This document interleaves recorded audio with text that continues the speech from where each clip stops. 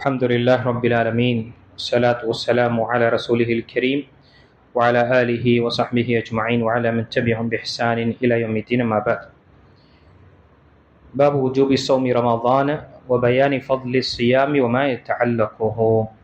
قال الله تعالى: يا أيها الذين آمنوا كتب عليكم الصيام كما كتب على الذين من قبلكم لعلكم تتقون. பின்னிச்சுக்குரிய அல்லாஹ்விடியார்களே, இன்று பார்க்கக்கூடிய தலைப்பு 214 தலைப்பு ரமலானின் நோன்பு கடமை, மேலும் நோன்பின் சிறப்பு, அது சம்பந்தப்பட்டவை பற்றி நாம் பார்க்க இருக்கின்றோம். இதில் நோன்பை பற்றி அல்லாஹு தஆலா தன்னுடைய திருமறையில் சொல்லும் பொழுது, அல்லாஹு தஆலா சூரத்துல் பக்ராவுடைய 183 வசனத்திலிருந்து 185 வசனங்கள் வரை இந்த ரமலானுடைய நோன்பை பற்றி அல்லாஹ் தஆலா குறிப்பிட்டிருக்கின்றான். அல்லாஹ் கூறுகின்றான்: இறை விசுவாசிகளே, உங்களுக்கு முன் இருந்தோர் மீது கடமையாக்கப்பட்டது போலவே உங்கள் மீதும் நோன்பு கடமையாக்கப்பட்டது. இதன் மூலம் நீங்கள் இறையச்சமுடையோர் ஆகலாம். எண்ணிக்கை குறிப்பிட்ட சில நாட்களில் நோன்பு வைப்பது கடமையாகும். ஏனெனில் அந்நாட்களில் உங்களில் எவரேனும் நோயாளியாக அல்லது பிரயாணியாக இருந்தால் அதை வேறு நாட்களில் நோன்பு வைப்பது அவசியமாகும். ஆனால் அதற்கு சக்தி பெற்றவர் ஆக இருந்து இயலாத நோய் முதுமை காரணமாக நோன்பு வைக்காமல் விட்டார், அவர் மீது ஒரு ஏழைக்கு உணவளிப்பது பரிகாரமாகும். ஒருவர் நன்மையை மேலும் அதிகப்படுத்தி கொள்வரானால் அது அவருக்கு நன்மையாகும். மேலும் நீங்கள் அறிந்திருந்தால் நோன்பை விட்டு பரிகாரம் செய்வதை விட நோன்பு வைப்பதே உங்களுக்கு சிறந்ததாகும்.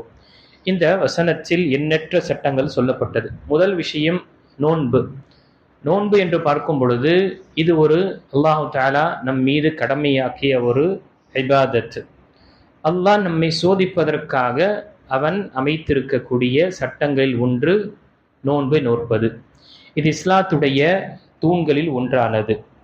அல்லாஹு தஆலா நமக்கு இஸ்லாத்தில் 5 தூண்களாக ஆக்கியிருக்கின்ற அதில் நோன்பும் என்ன ஒரு கடமையான ஒரு அவசியமான ஒரு தூணாக இருக்கின்றது. இந்த நோன்பு என்பது அல்லாஹு தஆலா நம்மை இதை ஏற்படுத்தி என்ன செய்திருக்கின்றான், நம்மை சோதிக்க அவன் விரும்பியிருக்கின்றான். இதன் மூலமாக மனிதன் அவருடைய இச்சைகளை, அவனுக்கு அனுமதிக்கப்பட்ட அந்த உணவு குடிபானங்கள், நேரம் காலையிலிருந்து சூரியன் மறையும் வரை இவன் எனக்காக அவன் பொருந்தி கொள்கின்றானா என்று அல்லாஹு தஆலா சோதிப்பதற்காக வைக்கப்பட்ட ஒரு கடமைதான், கட்டளை தான் என்ன நோன்பு. நம் மற்ற அமல்களையும் பார்க்கும் பொழுது கடமையாக்கப்பட்ட ஏதாவது ஒரு விஷயத்தை அல்லாஹ் சோதிப்பதற்காக தான் நமக்கு ஏற்படுத்துவான்.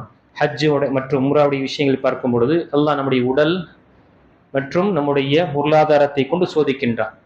அதே போல ஜக்காத் என்று பார்க்கும் பொழுது பிரத்யேகமாக நம்முடைய பொருளாதாரம், கொடுக்கப்பட்ட பொருளாதாரத்தை எனக்காக உன் மீது கடமையாக்கப்பட்ட விஷயத்தையும் உபரியான விஷயத்தை நீ கொடுக்கின்றாயா என்று பார்க்க அல்லாஹ் தஆலா விரும்புகிறார்.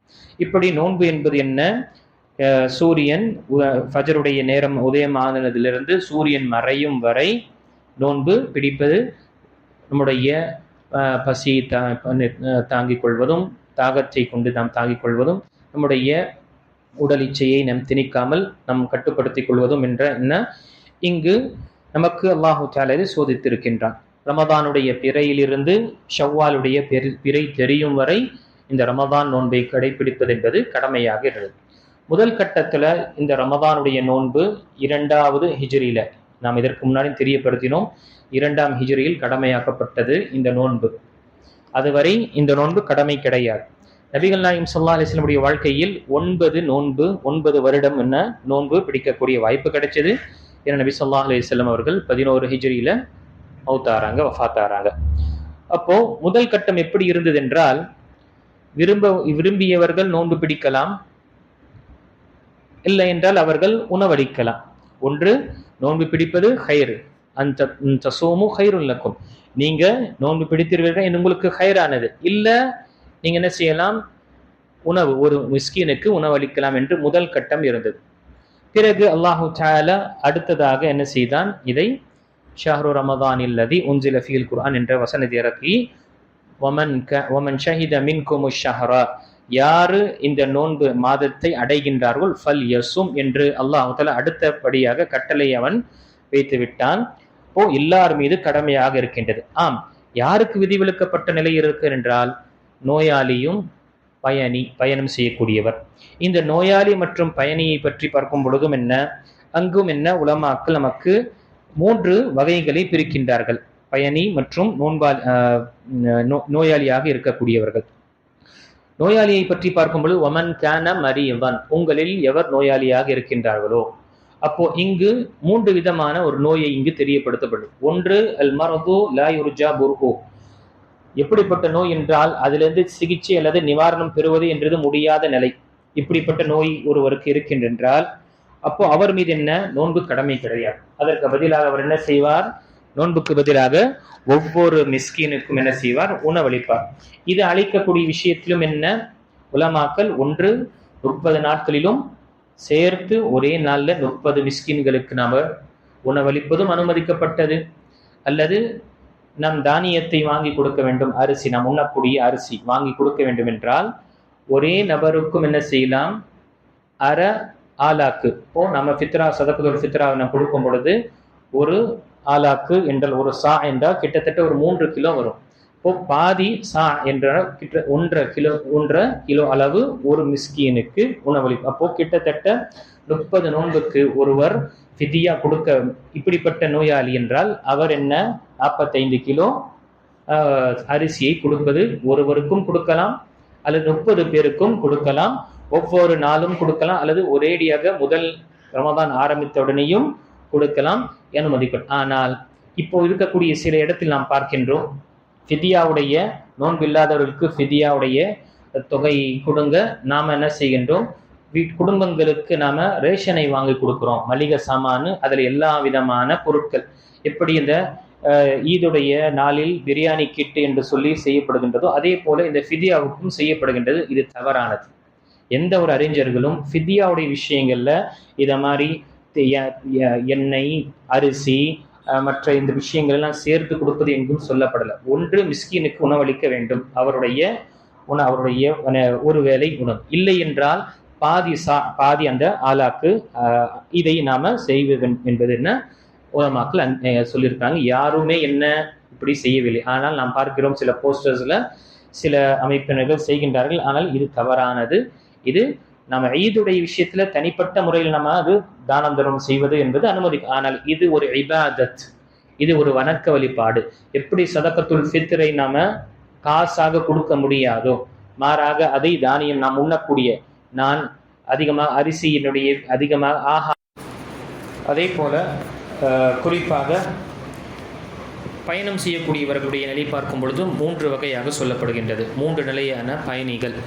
ஒன்று பயணம், அவருடைய நோன்பு பிடித்தார் என்றால் பயணத்தில் ரொம்ப சிரமம் ஏற்படும், நீண்ட பயணம் இருக்குது, அல்லது குறிப்பாக கோடை காலத்தில் ரொம்ப வெக்கையாக இருக்கக்கூடிய காலத்தில் பயணம் மேற்கொள்கின்றார் என்றால் அவருக்கு ரொம்ப சிரமம் ஏற்படுகின்றது என்றால் அப்படிப்பட்டவர் என்ன செய்யக்கூடாது? நோன்பு பிடிக்கக்கூடாது. மாறாக மற்ற நாட்களில் நோன்பு பிடித்து கொள்ள வேண்டும். அவருடைய பயணத்தை முடித்துவிட்டு, ஒன்று பயணத்தை ரமதானிலே முடிஞ்சிருச்சுன்னா ரமதானுடைய மீதமுள்ள அந்த நோன்பை பிடித்துவிட்டு பிறகு மீதமுள்ள நாட்கள் விட்டதை அவர் கதா செய்வார். இது முதல் நிலை. அதே அந்த இல்லை என்றால் அந்த நிலையில் அவர் குற்றவாளியாக கருதப்படுவார். நிலையில் நிலையில் அவர் குற்றவாளியாக கருதப்படுவார். நபி ஸல்லல்லாஹு அலைஹி வஸல்லம் காலத்தில் இப்படி தான் ஒரு முஸ்லீமில் வரக்கூடிய ஹதீஸில் நபி ஸல்லல்லாஹு அலைஹி வஸல்லம் சஹாபாக்களை சிலர் பார்த்தார்கள், நோன்பு பிடித்து பயணம் செய்யக்கூடியவர்களாக இருந்தாங்க. அசருக்கு பிறகு அசருடைய தொழுது விட்டு அந்த நிலையில் சிலர் மயக்கம் போட்டு விழுந்த நிலையெல்லாம் பார்த்தாங்க பொழுது நபி ஸல்லல்லாஹு அலைஹி வஸல்லம் அவர்களுக்காக எல்லாருக்கும் மத்தியில் நின்று என்ன செஞ்சாங்க? தன்னுடைய நோன்பை திறந்து விட்டார். எல்லாருக்கும் ஒரு படிப்பினையாக, அவங்களுக்கு ஒரு எடுத்துக்காட்டாக சொல்வதற்காக. ஆனால் என்ன செய்ய, அதிலும் சிலர் அசரதானே ஆயிடுச்சு, இன்னும் கொஞ்சம் நேரம் தான் நம்ம தாக்கு பிடிச்சிட்டு இருந்துடுறோம் என்று என்ன செஞ்சாங்க? அவங்க இருந்துட்டாங்க. நபி ஸல்லல்லாஹு அலைஹி வஸல்லம் பார்த்த உடனே அவங்களுக்கு சொல்லப்பட்டு இது மாதிரி சிலர் இன்னும் நோன்பு திறக்கலை என்று சொல்லும்பொழுது நபி ஸல்லல்லாஹு அலைஹி வஸல்லம் சொன்ன வார்த்தை உலாயிக்கல் உசாத், அவர்கள் மாறு செய்து விட்டார்கள். அப்போ இது இப்படிப்பட்ட நிலையில் இருக்கக்கூடிய பயணி, அவர் மீது சிரமமாக இருக்கும் இது மாதிரி நிலை இருந்தால் அவர் நோன்பு பிடிக்கக்கூடாது, மற்ற நாட்களில் நோன்பு பிடிப்பார். இரண்டாவது பார்க்கும் பொழுது அவருக்கு சிரமம் இருக்கும், ஆனால் பொருந்திக் கொள்வார்.